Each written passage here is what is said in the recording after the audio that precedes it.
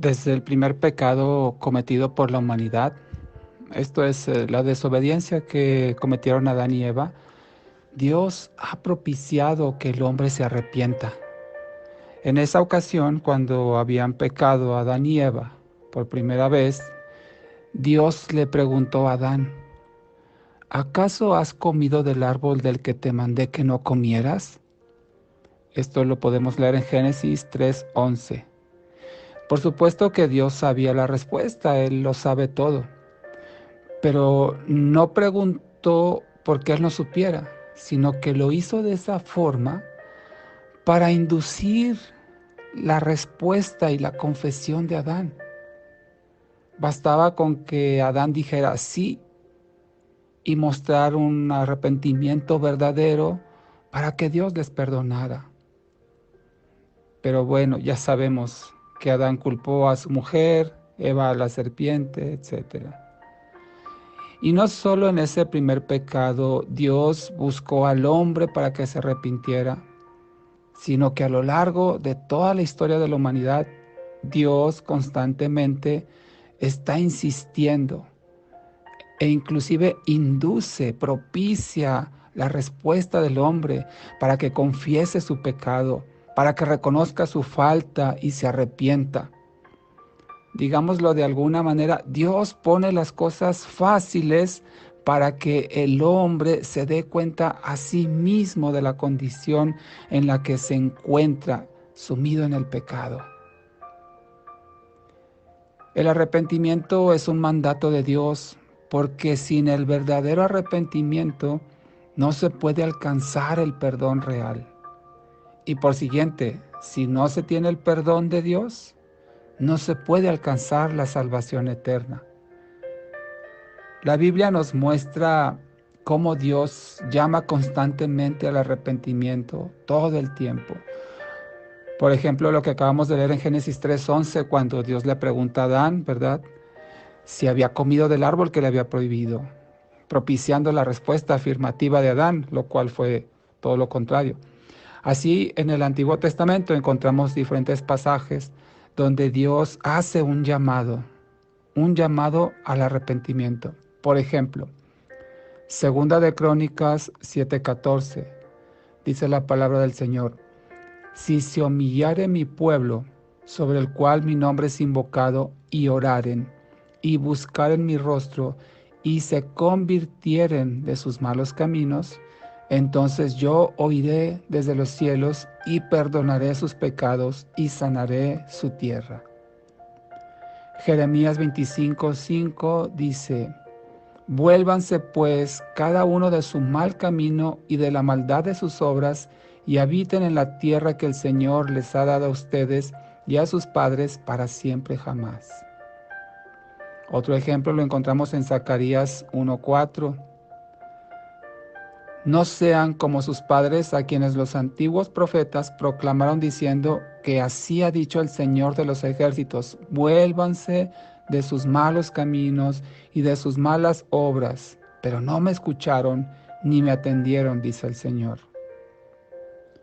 Otro pasaje más en el Antiguo Testamento, Ezequiel 33:11, que dice: vivo yo, que no quiero la muerte del impío, sino que el impío se aparte de su camino y viva, dice el Señor.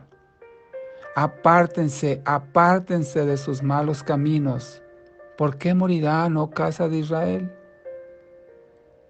Y en el Nuevo Testamento también encontramos otros ejemplos del llamado constante de Dios a volverse de su camino, a arrepentirse del pecado y volverse a Dios. Por ejemplo, en Mateo 3:2 dice Juan el Bautista, que gritaba: arrepiéntanse, porque el reino de los cielos se ha acercado. Este mismo mensaje, arrepiéntanse porque el reino de los cielos se ha acercado, también lo proclamaba Jesús. Lo podemos leer en Mateo 4:17. En Lucas 24:47 encontramos la gran comisión, es decir, cuando Jesús, antes de ascender al cielo, dejó una gran comisión a sus discípulos, una tarea. Y este mensaje que tenían que proclamar, lo vemos en Lucas 24:47, que dice, en su nombre se predicará el arrepentimiento y la remisión de pecados en todas las naciones, comenzando desde Jerusalén. El arrepentimiento también fue el primer mensaje que proclamó el Espíritu Santo en la recién nacida iglesia a través de Pedro, en Hechos 2:38. Y en Hechos 17:30 también encontramos al apóstol Pablo predicando arrepentimiento. Así es que, como en el pasado, Dios hoy en día sigue insistiendo al hombre para que se arrepienta. Por ello, la labor del Espíritu Santo es en el no creyente convencerlo de pecado, de justicia y de juicio, como dice Juan 16:8. Y esto es para salvación. Y la labor del Espíritu Santo en el creyente es guiarlo a toda verdad. Lo dice Juan 16:13. Y esto es para restaurarlo en su comunión con Dios. Nuevamente, el mensaje insistente de Dios es al arrepentimiento, no solamente para el no creyente, para que alcance la salvación, sino también para el creyente, para restaurar su relación con Dios. Dios es paciente, muy paciente. Así es que demos gracias que por esa paciencia que tiene para con todos nosotros, y como él mismo dice, no quiere que ninguno perezca, sino que todos procedamos al arrepentimiento. Y es gracias a esa paciencia que algunos ya llegamos a conocerle. No sé tu caso, pero en mi caso personal no fue la primera que yo me convencí del Evangelio, ni a la segunda, fueron varias.